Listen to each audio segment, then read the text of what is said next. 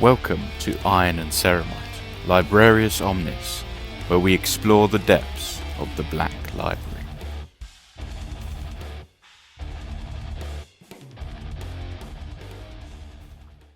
Hello everyone, and welcome back to another episode of Librarius Omnis, presented by Iron and Ceramite.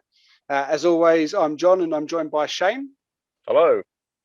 How you doing, mate? Yeah, not too bad, thank you. Not too bad. Awesome. Yeah. So this week we have bitten into a massive book. We're going to be doing Fulgrim. We're going to do things slightly differently to normal. So if you've already seen the last couple of episodes, The Flight of Eisenstein, you'll see that that's been split into 3 parts. And as I've sort of very hastily put on the front, we talked about that book for nearly 3 hours, and that was too long to put into one video. So we split it up, and going forward, we're going to try with the rest of the series is to release it in parts. So this is part 1, The Perfect Warrior. But before we get into that, so what's your initial thoughts before Grim? I mean, there's loads to get into, but I mean, I think it's it's good that we're splitting up, because I think I was thinking about it earlier when I was trying to recall all of the events in it, and there's so many, and it's very important for the lore and the narrative, but for so many different reasons. And what I think what you get from Fulgrim is much more of an interplay between interplay between the Primarchs, but the sub Primarchs, I suppose. Because it's not like Horus, and it's not Dawn, and it's not Sanguinius. It's like the background cast of Primarchs, I suppose, and a lot more about their internal relationships. And I think the book itself, you could split it. It could be 5 books, because you've in part 1 you've got it's very much focused around the campaign on Laren. So going for the taking out this alien race called the Lair. Then part 2, you get introduced to that kind of interplay with the Iron Hands, and I might be wrong here, but you do obviously get more of an understanding between Ferris and Fulgrim. Then part 3, again, it's almost like it's an entirely different story, in that you've got the meeting with the Eldar in the I can't remember the something paradox, or the area of space that's been holds rumor, and it's full of these perfect worlds. And then you get into 4, and that's again it's almost like it's another book in itself. It's like the I suppose the culmination of the chapter falling to the dark powers, and the I suppose the entire summation of the artistic effort that's been going on in the background with the remembrances. And then obviously you get into the Istvan 5 campaign, and that kicks in, and then obviously part 5, you have the full understanding of where Fulgrim's ended up. So each one of those sections could be their own book. That's how much gets packed in.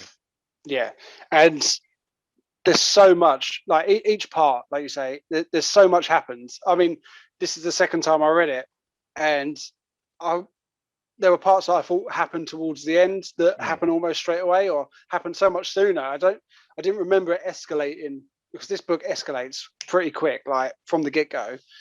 And like was it like galaxy altering events happen like almost straight away, but we'll get into that.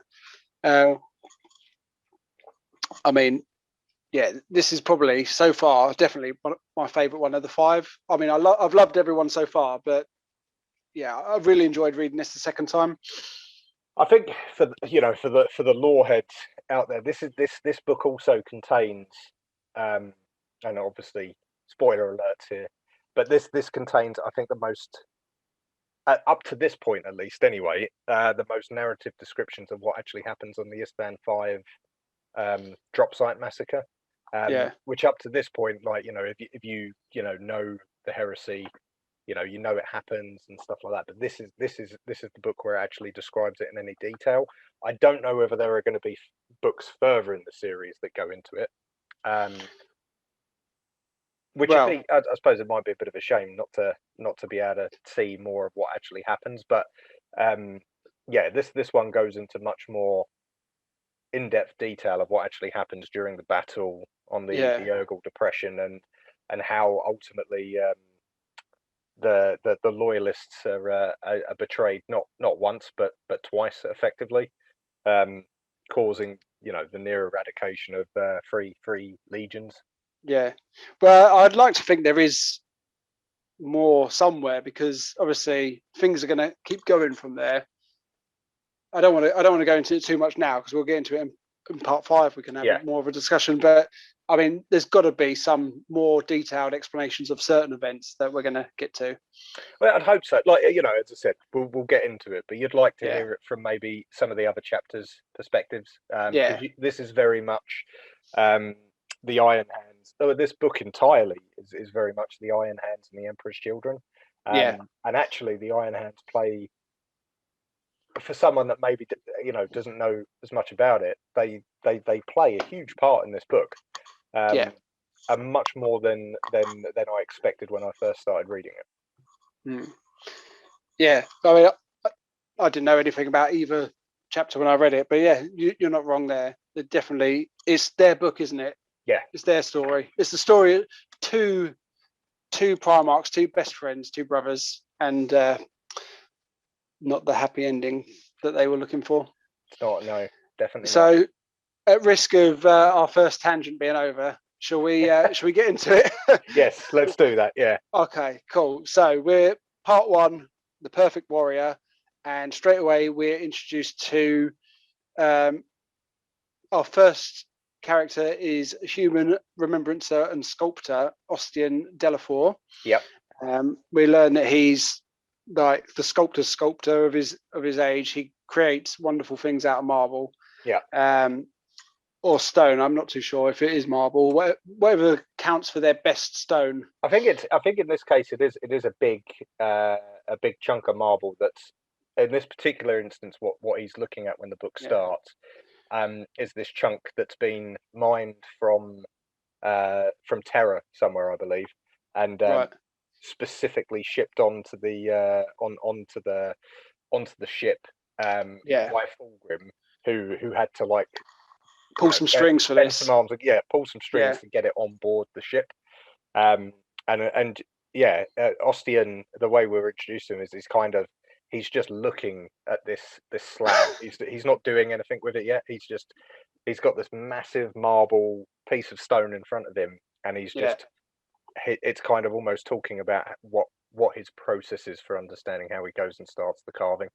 It's like it's already in there. I've just got to get it out. Yeah. And he's not alone. He's talking to his friend and possible love interest, Serena De Angelis, who's his equivalent, but a painter, like the painter's painter. Yeah. And we'll learn pretty quickly that the Emperor's children are there in the pursuit of perfection. And this is from the outset of their legion. They want the best of everything, so they're very into the arts. The ship's decorated, or all their ships decorated with statues and paintings, and they have the best poets, the best songwriters, and everything. That's why these two are on this ship. That's why they've been recruited. That's right, and it goes as far as all of the Astartes in the chapter are encouraged to, do their own art, like painting or sculpting or poetry, and they are not, this is something that comes from Fulgrim himself, who is a bit of an artist, as we find out as we go through it, and so it's something they have the best of the remembrances, so they can almost learn from them as well. They're a chapter that embraces the arts. And so it's quite a counterpoint to others, and I think we'll come on to it. But there's some of the Astartes that are not quite as artistic as others in terms Yep. of poetry and artistic side of it. And there's a few, there's a few bits and pieces, and the gods of battle come up and stuff like that. But we'll get to that in due course. Yeah. So we also find out. So she's actually been commissioned to do a painting of Fulgrim himself, and she's had a few sessions with him, but she's very self-derogatory. She finds fault in everything she's doing, even though she's the best painter on this side of the galaxy. She's not happy with it, and find out like just her little tick at the minute is when she's not happy, she like bites herself or digs her paintbrush in, just gives herself not in the realms of self-harm, but she does like to hurt herself when she's not happy. And moments of frustration will result in her doing those, because like the entire arc, she's seeking perfection. Yeah, and she fits in perfectly on this ship.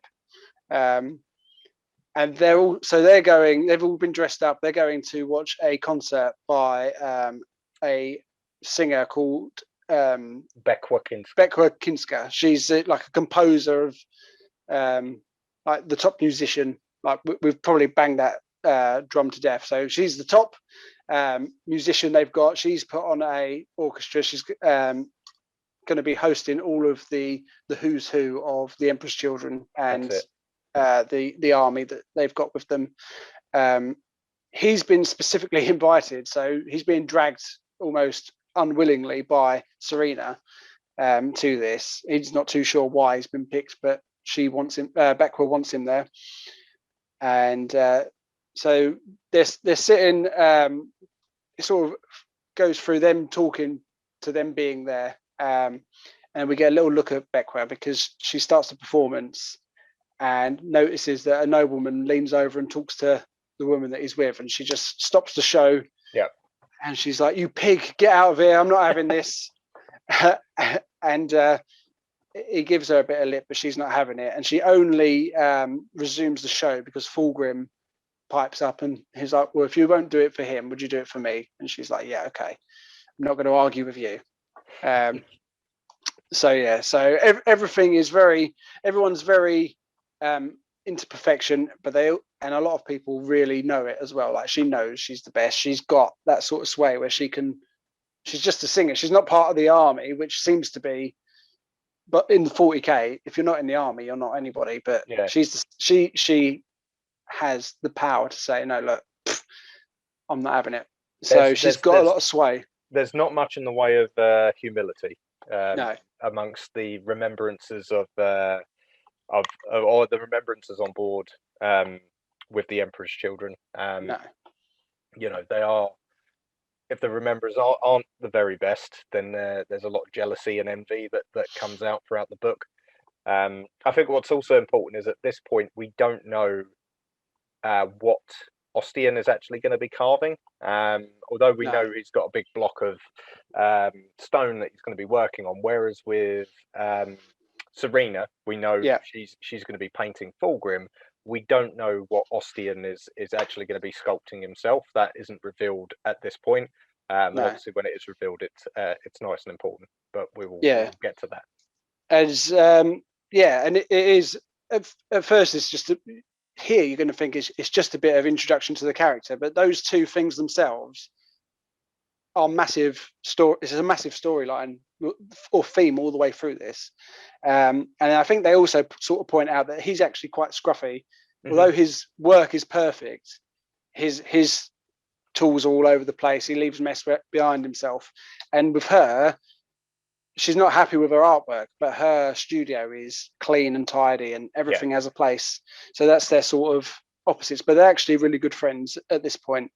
And there might be obviously a little bit more to emerge between them. So obviously, so while this is going on, the Emperor's children's fleet are currently in above the planet Lorraine. Laren. I believe it's Laren. That's how it is in the audiobooks. Yeah, we'll go with your pronunciations. Yeah, so obviously if you haven't picked up by the last few episodes, Shane's listening to the audiobooks and I'm reading and I can't pronounce anything. So Yeah. But what we have learned is that audiobooks are not good for re-summarizing, because you can't just flip through it and get to the bits you like. You have to listen to the entire thing again. Yeah. Well, I've read the whole thing again because I kept thinking I'll just skim it, and there's too much to skim. So luckily, it's not a chore though. So they're above that planet that Shane pronounced. And on the planet we have Solomon Dementor, captain of the second company, and he is on the spear tip of a upcoming invasion onto the planet. And they're fighting the alien race called the Lair. The Lair, yep, that's it. The Lair. And as they were heading in, they were shot down, and they've crash landed onto an atoll designated as number 19. And it's described as like an ocean planet, predominantly completely covered by water, with these atolls they're made out of rock, or it's like sort of, I imagine in my head, like a conch shell sort of looking, or like barrier reef sort of material. I think it's, like coral, like it's like that's the word reef. I was looking for, coral. Yeah. So they've crash landed there, and they're fighting their way across to rejoin the rest of the troops that have landed. Yep. And it's sort of only from the off, it's mentioned that there's something not quite right with the planet, because the colours and the noises, they're just naturally coming out of the ground or of their surroundings. They're so bold that Solomon even thinks it sort of plays havoc with him, and he has to just focus that a little bit harder. He doesn't quite know what it is, but there's just something in the air. It's like this sweet, musky smell everywhere that's, as I said, it's like it's too rich. There's something slightly wrong with it. Yes. And they discovered this planet just by chance. One of their scout detachments was destroyed by some warships. So obviously that drew the attention of the Empress children to the system. And they've found this alien race, which they have advanced tech of their own ideals and stuff, which obviously don't comply with the rules of the Great Crusade. Yep. Similar to the Xeno race, the Jorgal from Flight of the Eisenstein, the Lair have also they're all advanced in various ways. They've all got augmentations, and they're built for battle, aren't they? Yeah, they seem to be. It's kind of hinted at and then goes into it a bit more as the book progresses. But they are, they're into their genetic manipulation, and kind of like having almost like a standard template to a lair like body, and then having specific augmentations that could make them a worker or could make them a warrior. And various bits of, and the key thing is when we say augmentation, it's not like the Mechanicus, where they might do that augmentation with machine parts. It's more genetic manipulation that gets them there. So it's kind of biological changes. And they're like described as having big snake-like bodies with multiple arms, and you'll have one pair of the arm will have whatever weapons it's specializing in, and then the other two will have like gauntlets attached, which fire out these deadly green laser balls, which are actually powerful enough to penetrate and kill an Astartes armor.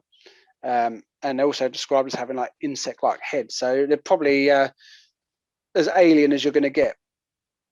And I found so the first sort of big tangent I want to go on is it's mentioned straight away that this is the first time the Empress children have been in combat on their own. For the last 100 years, they've fought side by side with Horus and the Lunar Wolves, and it doesn't tell us what it is. And I'm interested to know if you know what it is. It just said that early in the Empress children history, there was a tragedy that almost ruined them. But Fulgrim was able to sort it all out and rise out like a phoenix is why he's got the nickname. The Phoenician, yeah. Yeah.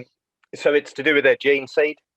So I can't remember exactly what happened, but because this is what one of the other characters in this book that I think we've been introduced to already, but very briefly in passing, Fabius Bile. It's one of the things that he's goes on to quest after, but effectively, with the Emperor's children, there's a corruption in the gene seed, and it came from I believe there was one of the accidents in the many labs in Terra, but I'm not sure you can quote me on that. That may need fact checking. But either way, what happens is there's an instability, and actually, it's by finding their Primarch in Fulgrim, they're able to use his genetic material to stabilize it, and therefore the chapter or the Legion can start to grow. So the trouble that the Legion had was because of this instability and because they didn't have the primary gene stock that would come with someone like Fulgrim, they were just effectively dying out. So as a Legion, their numbers became really, really low until they found Fulgrim. And then while they've been building up their strength, that's why they've been fighting with the likes of the Lunar Wolves, because they haven't been at a point where they are a sustainable Legion on their own.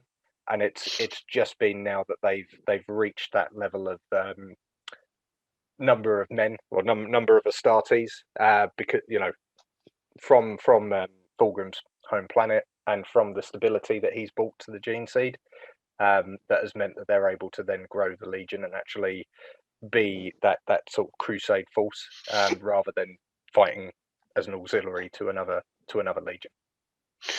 So, and that sort of spurs on the obsession almost with Fulgrim and the Empress children in the search of perfection, because they want to make up for their rough start, essentially. Yes, so everything Fulgrim does, it's one of the things that comes up with this battle plan, is that it's been designed and planned by Fulgrim, that everything has its place, everything needs to sort of hit in a certain way, everything needs to happen in a certain way, and I think it is Solomon Demeter who, because I think this is what happened. You might have to correct me if I'm wrong here, John. But his or Thunderbird that they're in obviously crashes, and so that's in a little while. Is that the next? That's the next. Yeah, that's the next battle. Yeah, we won't get into that just yet. Then, but no. the perfection of the plan is that if something goes wrong, that kind of enrages Fulgrim, and we see it happen a couple of times because it's then not perfect. Yeah. So to get us to that point, so obviously this is the first landing. This is the first invasion, or the spear tip onto the planet, and we move on to chapter 2, where we're introduced to the captain of the first company, Julius Carrison, and he is heading to meet the Primarch for a war council, because Fulgrim has basically sold the second company's attack as a scouting party that's met heavy resistance. So now, which is obviously cleverly planned by him, because he's not going to, even though he's got his war council and he's got the imperial forces with him, he's still in charge. He just has to play politic with them. He knew from the start that this was going to be an all-out war, but he had the few voices that we obviously hear all through this series saying, well, can't we just make peace with them? But obviously that's not the game. So Julius is already privy to the plan, but he's going to go and play his part at the War Council, and he's got concerns because Fulgrim has said that he wants this planet and this battle done within a month. He knows it's possible, and Julius knows it's possible, but it's going to be a high death toll on their side, because it's going to be a hard, fast engagement that's just going to be properly brutal with no time to sort of think or change on the fly. And he gets there.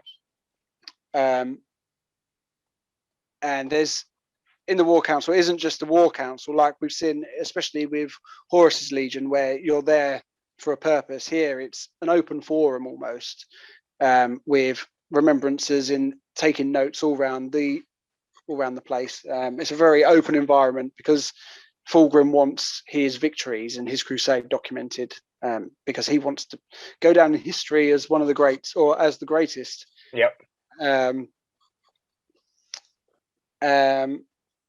So Fulgrim, once everyone's there, Fulgrim arrives and he turns up with his 2 Lord Commanders.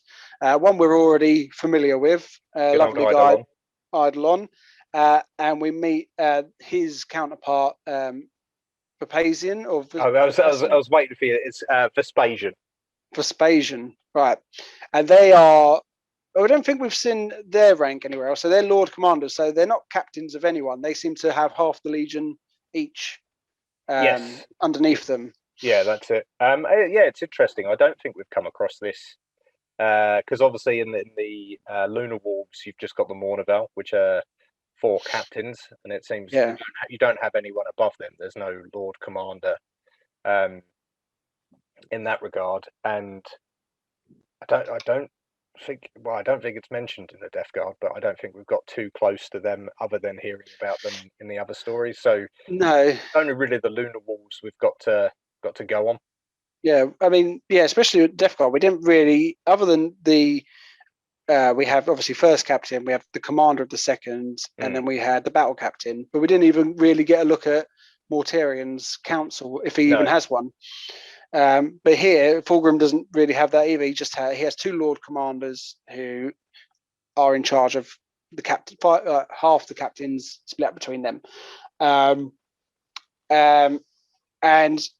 Fulgrim shows his sort of flair for the politics here because he's questioned of why he sent such an aggressive scouting force down. Yeah, and he manages to sort of charm his way to. Starts off as almost offended the way that he's been asked the question, and turns on the commander, and sort of makes him say, "Oh yeah, you've got a fair point, but here's my reasoning." And the guy was so taken back that he sort of backs off, even though he stood up. He's like, "You're right to question me," but just in his eyes, he's like, "But you shouldn't have."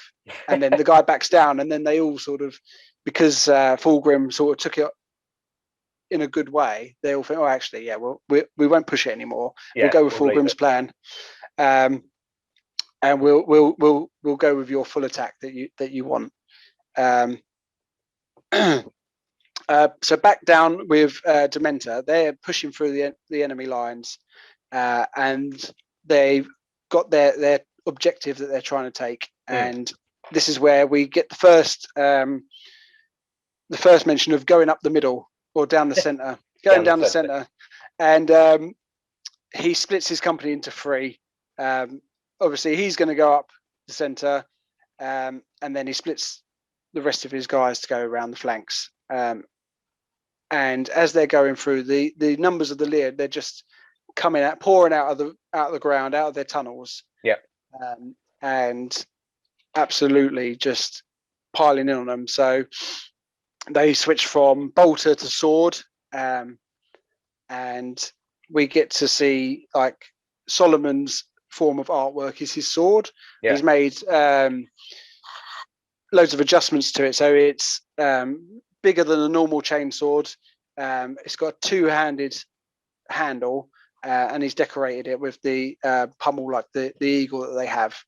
And just as he gets it out, he gets jumped by a big brute of a Lear, who knocks him down with a loud howl, like a sonic force that we may have seen somewhere. Yeah.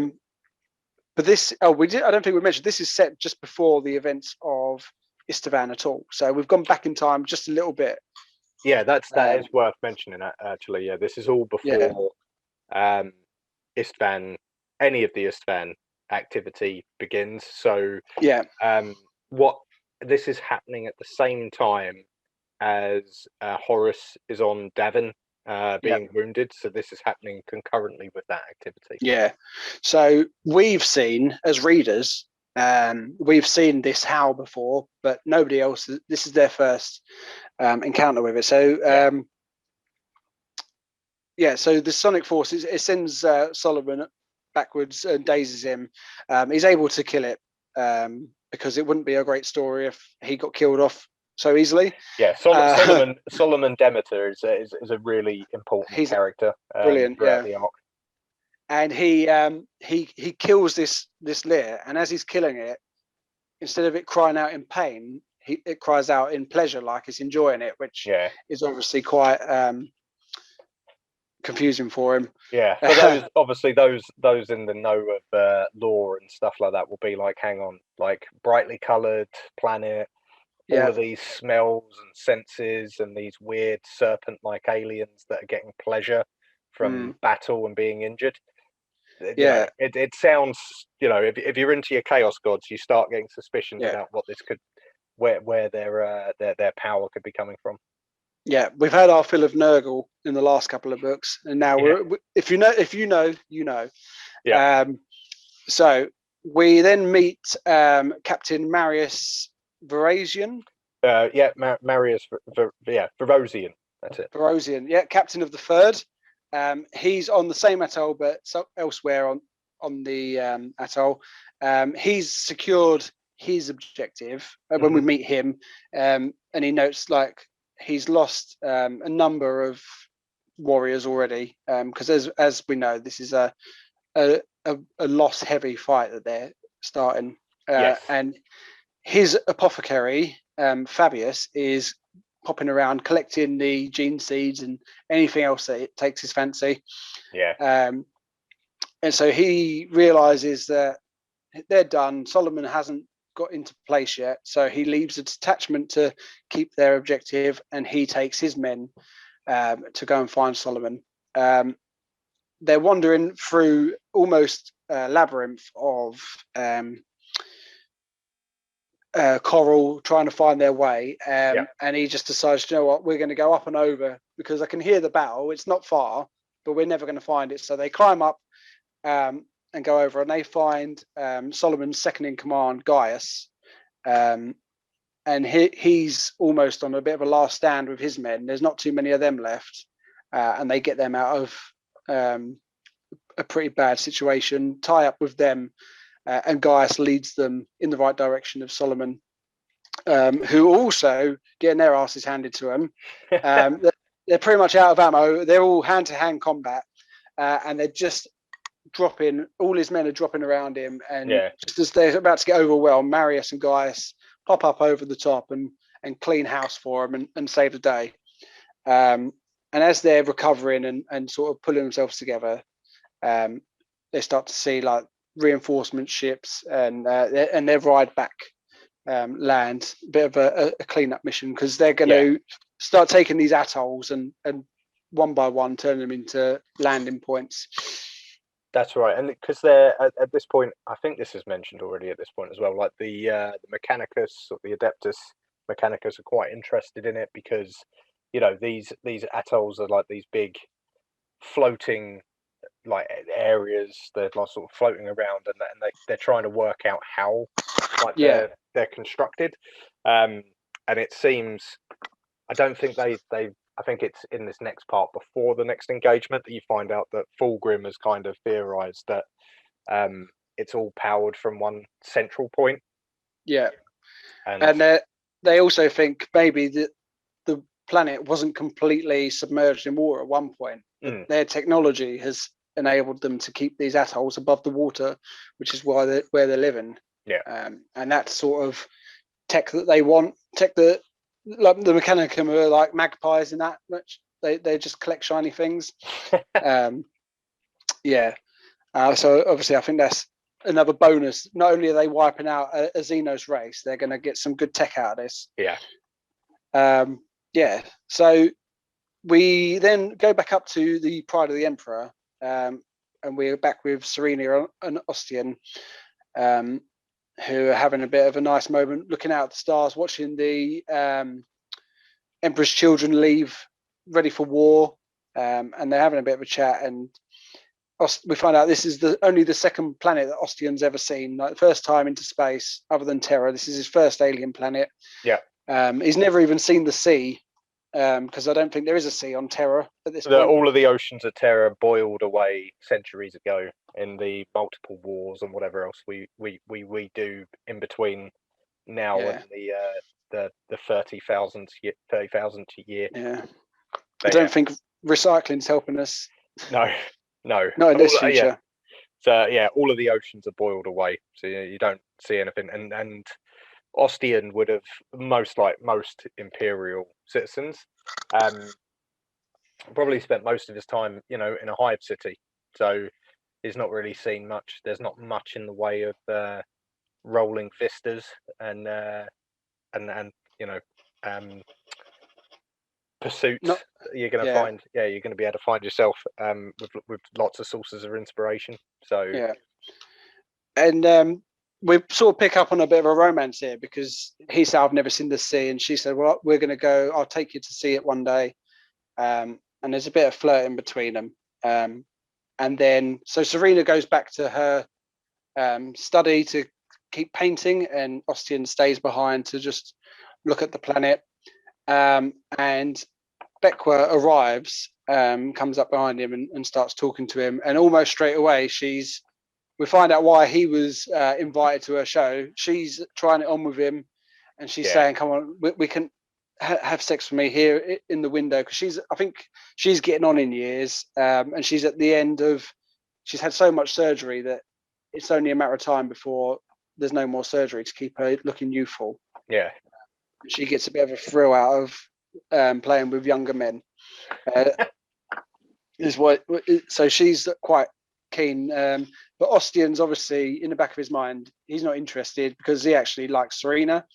And he literally tells her that and then runs away like a real big man, just sprints off. Yeah. He's definitely not interested in Beckwer, and obviously Beckwer is she's not used to rejection. No. She's actually been commissioned to write a song or write some music for Fulgrim, and she goes back to her study, and she's not impressed. Like, she's not doing any work. She's just stewing over Ostian's rejection, isn't she? Yeah, as far as the remembrances go, she is like Ostian is a good sculptor, and Serena is an amazing artist. But Beckwer Kinska is like famous. She's effectively like, she's a celebrity in the 30K world, I suppose. And so with that, she has continual, she has an amount of sway. So she has so she's not used to being rejected. She, can stand up in front of an audience and tell an imperial commander to sit down and be quiet. And she's got, high opinion, low humility, and she's used to getting her own way. And so this entire piece that's transpired between him and Ostian kind of definitely puts her out of whack, but also, it speaks to the wider theme that comes through as the book develops, in terms of the, everyone's there to kind of experience.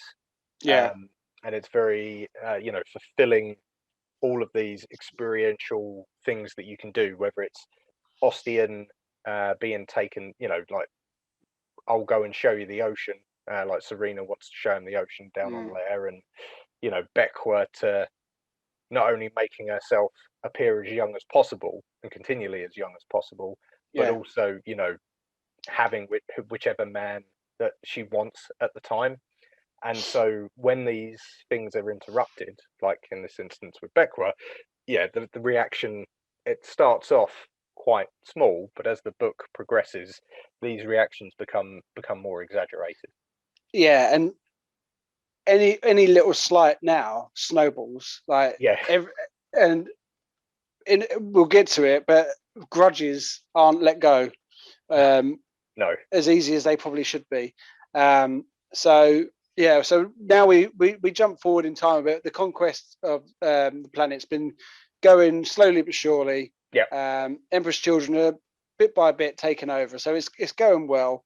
They've discovered ships in space that they didn't know were there, and they've destroyed those. They found underwater cities that they've sent specialists down to deal with, and like you said, so and this is where they notice now that there's one center atoll that seems to be, or everything else is orbiting around, and as they're killing all these different different abilities, they're getting shipped back up to the fleet for inspection, where Fabius is sort of doing all the exams, all of the coroner work. He's loving it. Yeah, he's chopping them up, and it's sort of his dream, isn't it? He's getting to experiment. That's what he does. Like, and he. Sorry, go. No, go ahead. Oh, I was going to say. So he gets so into it, like he finds something that he wants Fulgrim to see personally, and he actually has the sort of sway where he sends a message to Fulgrim, who leaves the battlefield to come up to the ship to see him, and he sort of enjoys not telling him straight away. He's like, yeah, I've got something I want to show you. And even Fulgrim's like, you better have a good reason for pulling me up here. And sort of squares up on him. And I think, and this is where he sort of tells Fulgrim, I think I've discovered the ability to alter the gene seed, which I think at first Fulgrim says, like, I could kill you just for saying that. Why would you do that? It's the whole piece, isn't it? That the Empress designs are perfection. So by suggesting that he can improve upon them, is heresy.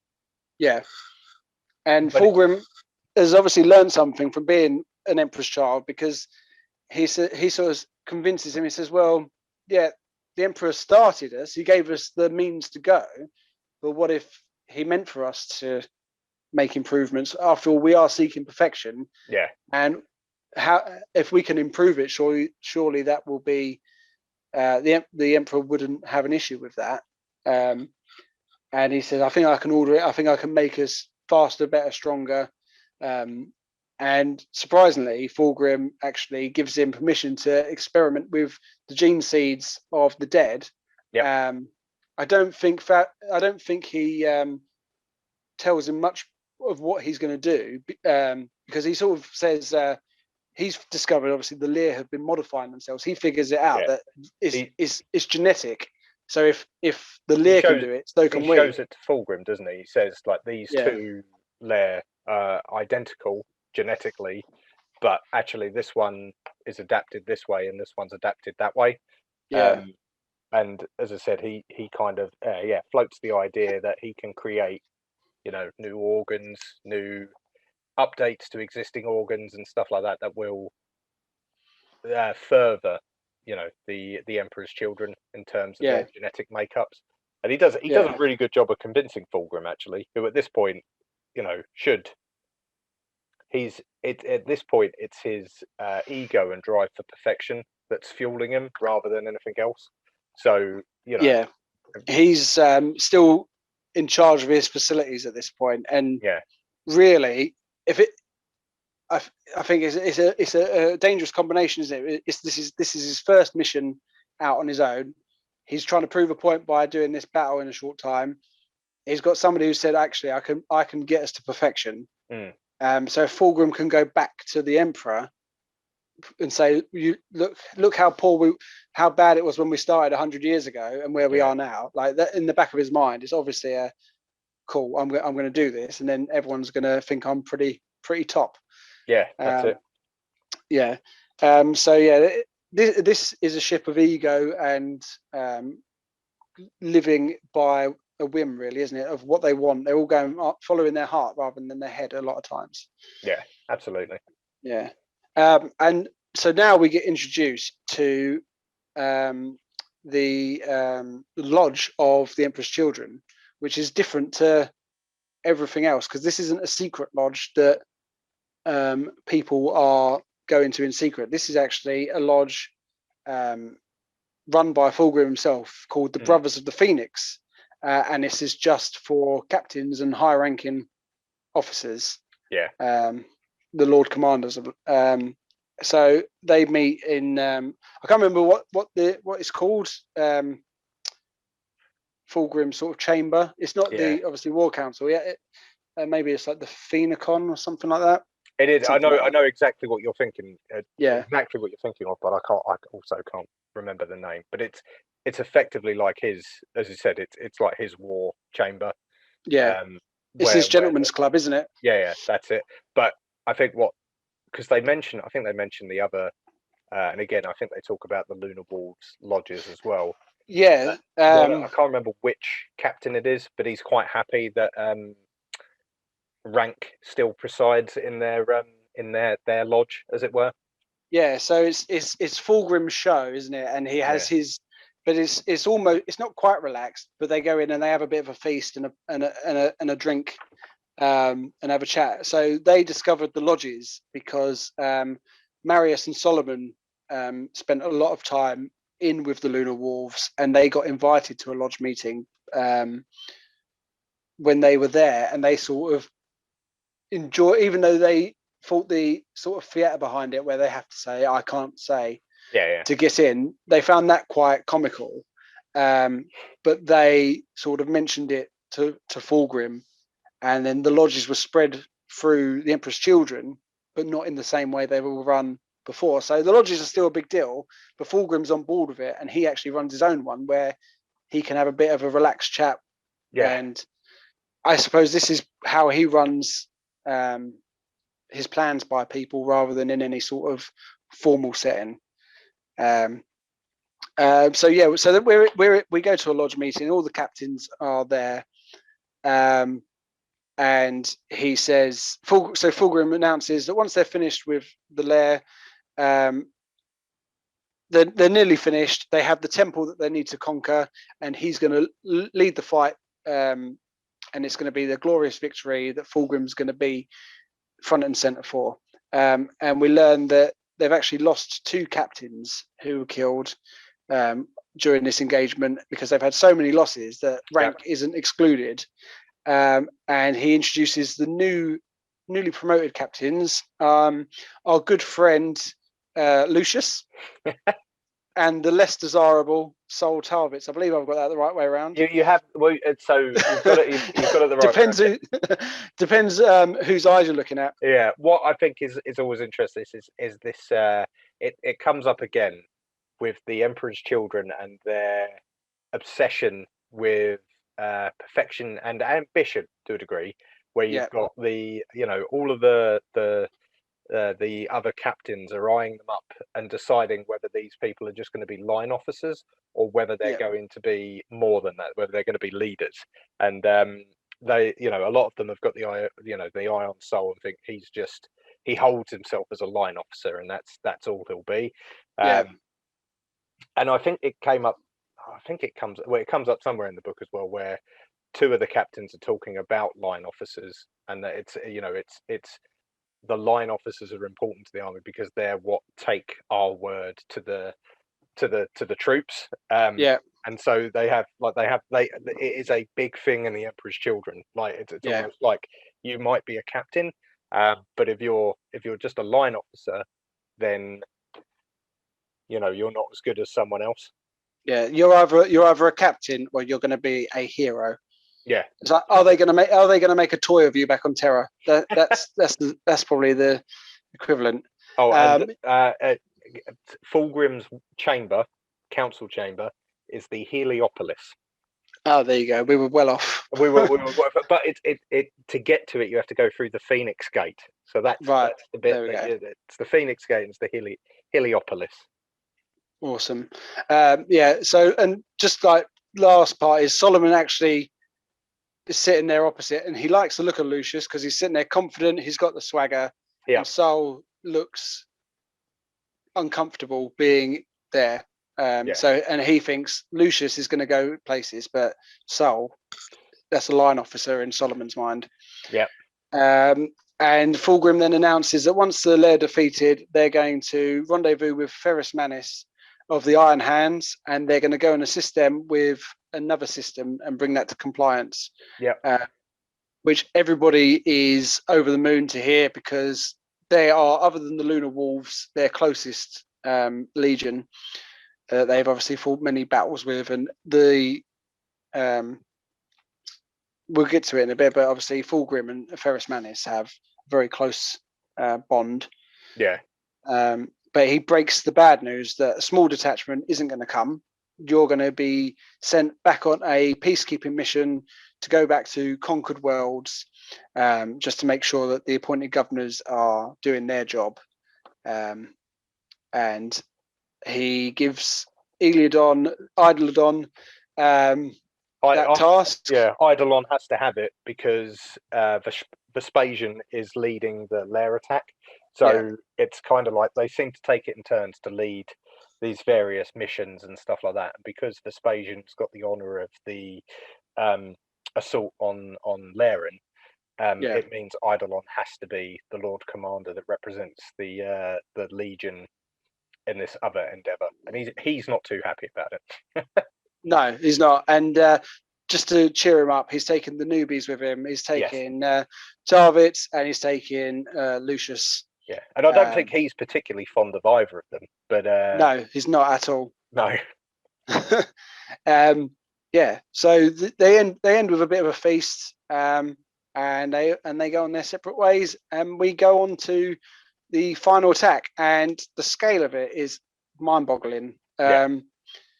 Over 9,000 aircraft launch out of the fleet for this final assault. So, I mean, and they're not small aircraft either. Some of these are huge. They're carrying all sorts of like amounts of manpower and their tanks and dreadnoughts and whoever else is coming. So it must just be like they must just black out the sun as they're coming down. Solomon, he's sat with Gaius, and he doesn't like traveling through the air at all. And he's saying, last time we got shot down, hopefully we can get a bit closer this time. I didn't enjoy it. And he can't sit locked into his chair. So he gets up and goes up to the cockpit, and he's talking to the pilot and co-pilot. And they're just flying through all sorts of fire coming back up at them. And they're maneuvering around pretty well. And Solomon sort of relaxes. He's like, we're in good hands. And just as he sort of takes that breath, the left side of their ship bursts into flames, and they crash into the sea, and they don't, and that's it for them. They're out. They're gone. Yeah, and this, I think, because it was just before this, he'd made the joke that the gods of war wouldn't let him perish on such a worthless planet. And I think one of the other captains, I can't remember which one it is, it might be Julius or it might be Marius, kind of says to him, "Oh, you shouldn't speak about things as heretical as gods of war." And it's just like, okay, well, if that's what we're calling heretical, it's gonna get a lot worse. But he was very unlucky. He is unlucky in a way. He's taken out of the battle, but Julius and his company, they made it to their destination. They did. And Julius, being in the first company with the veterans, their Terminator armor is there. It's mentioned here as well that it's brand new. Like they don't have much of it. Like they've only got it in the first company. They wish they'd had more of it. But this is all they've got. But it's they're striding through like a lot of oncoming firepower without too much of a worry. So they're and he's pretty happy with it as well. He's like tearing through people where those Lair sort of lasers are piercing normal starters. At least they're deflecting some of it. So they stand a bit of a better chance.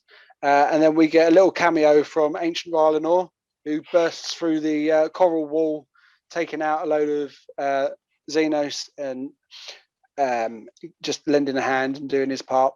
And as they're wading through the enemy, and Fulgrim's ship passes over the top, and is it the Firebird? It's Firebird, yeah. Firebird.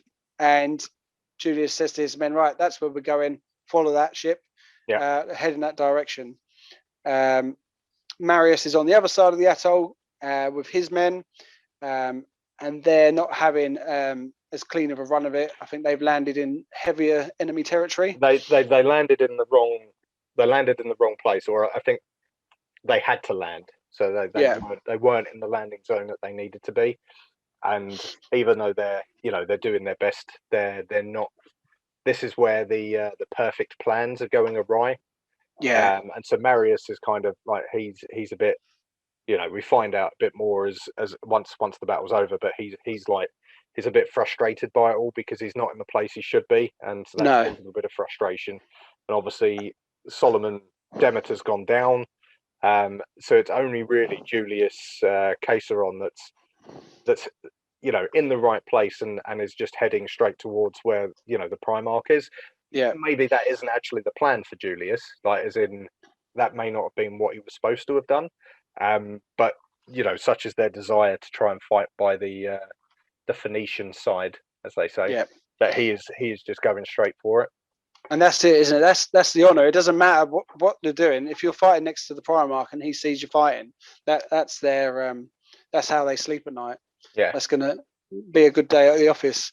And Marius is also the other thing slowing them down is like the noise and the lights are just hindering their, not getting them stopped exactly, but they're just really off-putting and not making it easy as it should be. And I think at this point we already know as well, because I think it'd be surmised already that the atoll or the place that Fulgrim's going for, to begin with, they weren't sure whether it was like, is that the council chambers for the planet? Is that where the government sits? Yeah. And it's now sort of revealed that it's actually a temple. Yeah. Or they believe that it could be a temple, a place of worship. Yeah.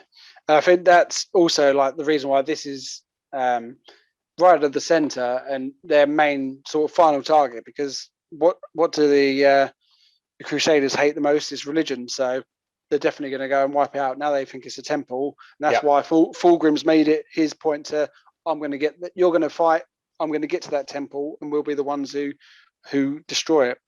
And so Julius, like I say, making his way, and the resistance for him eases right up. They're getting through, there's less and less Lear in their path, and they find sort of a narrow sort of tunnel that they go through. It just fit through in their Terminator armor. And they come out into a valley. At the far end of this valley, and down sort of in the center of it is Fulgrim and the Phoenix Guard fighting their way through. And there's not too many of them, and they're getting sort of swamped. So Julius has said, look, let's get down to the Primarch. We're going to save the day. They can see he's been surrounded, can't they? They're looking at it going, even if the Primarch, even if Fulgrim can't quite realise it himself at this point, he can see from their vantage point, they can kind of see the lair encircling the Phoenix Guard and Fulgrim. And even though, as I said, the Phoenix Guard are the elite and Fulgrim's a Primarch, that like Julius can see that the numbers are going to get too much if they don't get there. Yeah, and Fulgrim's not immune to this, the lights and the noise. He's obviously down in the thick of it, and he notices this mist, and he's being affected by the lights, and sort of putting him off. But he notices that the mist actually smells quite pleasant. Yeah. And realizes that all this commotion that's putting them off, that's coming directly out of the temple. His Phoenix Guard are getting picked off, and that's when he sort of sees Julius appear at the top of this valley, which encourages him on, gives them that boost of reinforcements to come in, and bit by bit, like the Empress children sort of get back together.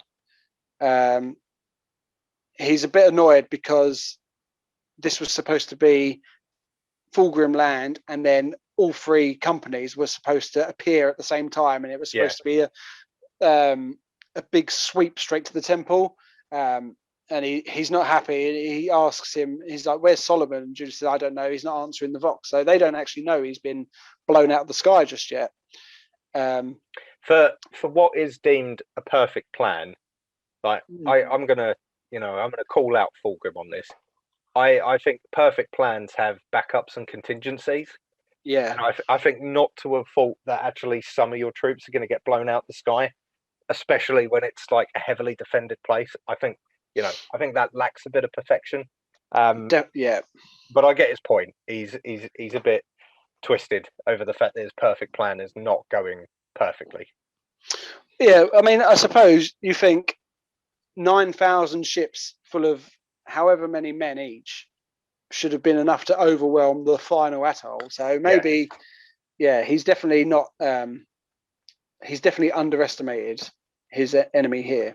Yeah, well, as I said, I think it comes up a couple of times as well. They're literally throwing themselves at the Astartes. Like these Laren are, regardless of what's happening, they are throwing themselves like headlong in abandon to stop the Astartes getting to the atoll. Like they are literally throwing themselves on swords and stuff like that, which it's almost suicide. Well, it's suicidal because they know that it's the ultimate pain, but it's also the final ultimate pleasure that they're just heaping themselves on to the Empress children. Yeah, and there's probably something else at work here telling them to do it as well. Yes, encouraging it on. And they finally, so they wipe out all the resistance, and Fulgrim and Julius and the remaining men, they get to the temple and they go in. And it's strange because it says like they go in, but and for these big soldiers who aren't scared of anything, it mentions that the Astartes are all quite unnerved of just walking in here, into the darkness.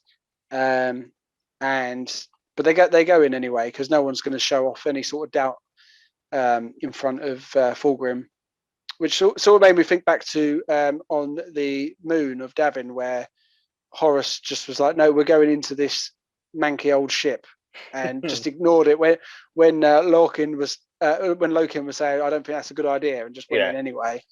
But yeah, so in a sort of mirror world, no one questions it. They all just follow him in blindly here. And they go into the temple, and Fulgrim pops off his helmet and breathe in this mist where it's most concentrated. Julius takes his helmet off because he does the same. Primarch's done it, and then many of the others that are there do the same. And as they come out into this big opening, their senses are just assaulted by sound and light and smell, and all over the floor are hundreds of Lair just having a big orgy. They're all writhing around. Yeah, having a good time. Well, none of them really seem to bat an eyelid to the fact that there's a Primarch and a bunch of Astartes and Terminator armor that are inside the temple. They're just writhing around in like the Astartes are looking on and they're like, what are they doing? Like they're just getting into it, as it were. And actually all the defenders outside that they were they were trying to stop them, but now that they're actually inside, then there isn't that much resistance because all of these Lair that are in there, as I said, they're writhing around in as you put it, like in this weird sort of tribalistic orgy. Yeah, I don't even think anyone bats an eye. I think they're just so engrossed in what they're up to. It just happens. So, and obviously, like Astartes aren't like a sexual driven being anyway. So I don't know how sort of even more alien and disturbing that would be to them. Because it's not really something they talk about. Is it? I think it might be in part 4. We get a little bit more of that as well. I think it is Julius himself that is the subject of some of that. But it's along with extra organs and height, speed, strength, you've got to lose something, and it seems to be that in the Astartes, it's you're the world's toughest eunuch. You're not. You're taken away from the other human drives, as it were. Yeah. So there's that going on. but as we know, Astarias love a good weapon, and in the center on a rock is a lovely tall silver curved sword with a nice purple jewel in the hilt. Fulgrim starts walking towards it straight away, and Julius feels unnerved and wants to shout out to Fulgrim and say, just leave it. But here's a voice just say, let him take me. So Julius keeps his mouth shut. And Fulgrim walks straight across. He picks the sword up and plants his standard in its place. And the light catches it. And Julius is like repulsed by the light bouncing off of the eagle on Fulgrim's chest. Yeah. Which is obviously unheard of, because that's sort of their symbol. There's a lot of symbolology or whatever it is, connotation going on here with the the alien sword being picked up, and suddenly like the shining light of the Emperor, the eagle, is actually the light's touching it and it's making people not feel good. And so it's a real it's a clever piece that calls out for a bit of foreshadowing. Yeah. And with that, Fulgrim orders the destruction of the remaining Xenos scum. And that brings us to the end of part 1. Yeah. And as I said, it's at that point this could have been a book in itself, right? Because it's two different assaults on the Laren world. Whole bits and pieces about what's actually going on with the lair, this kind of heady noise and smell and sights, and this as I said, this weird orgy that's going on, and this sword that's speaking to people, and then that on top of that, you've obviously got what's happening within the chapter itself with the captains and what's going wrong with the assaults. So it's a lot to unpack. But it's important for what happens with the rest of the book and actually what happens with Fulgrim overall. That like this is the start of their decline, as it were. So it's like that's the first battle he gets to lead and go into. But ultimately, it's not one that he'd ideally have wanted. No, exactly. And then so when we get to part 2, I mean, we're going to get so much payoff from what's happened, especially in part 2, reactions and like the next sort of steps and the repercussions of that. We're going to get to meet the Ferrus Manus and the Iron Hands and see what they're doing. Yeah. I mean, I can't wait to get on to the next bit. I was going to say, at this point, I can't remember whether they've mentioned it, but the sword that Fulgrim carries to war that is going to replace with this silver one is Fireblade, isn't it? Yeah, whether it was briefly mentioned, but I know that when we get to part 2 and we meet Ferrus Manus, there's obviously the big symbology of why they're so close, because we'll talk. I think they saved that for when we actually when they speak. I don't know for sure if it was mentioned, but I think they saved that for Fulgrim's and Ferrus Manus's meeting and introduction. Yeah, and part 2 is very much all about that, isn't it? It's very much you've still got the ongoing arc of the Remembrances, which happens like to the side, and part 2 is very much about the Iron Hands and the Empress children, and kind of the brotherly relationship between the two Primarchs, and kind of explores that for most of part 2. I can't remember. I can't remember the name of the Xenos or the Disparax. Disparax, that's it. Yeah, Disparax, and that's what they're going to assist with, isn't it? Yeah, and that's all good fun as well. There's some good battles coming up there, and again, sowing the seeds of the bitter end. Yeah. But before we start just talking too much about it, we'll wrap up, because we will get to part 2 next. Yep. And now get its own episode. So, like we said, that's the end of part 1. join us again for part 2, and then 3 and 4 and 5. Please check us out on YouTube if you're not already. We're on Instagram, Facebook, Twitter. Like, share, subscribe, and all that good stuff. Unless you've got anything else, Shane, we'll say goodbye. No, that's all from me. Looking forward to getting through to the other parts as well. Yeah, me too. Can't wait. See you later. Bye, guys.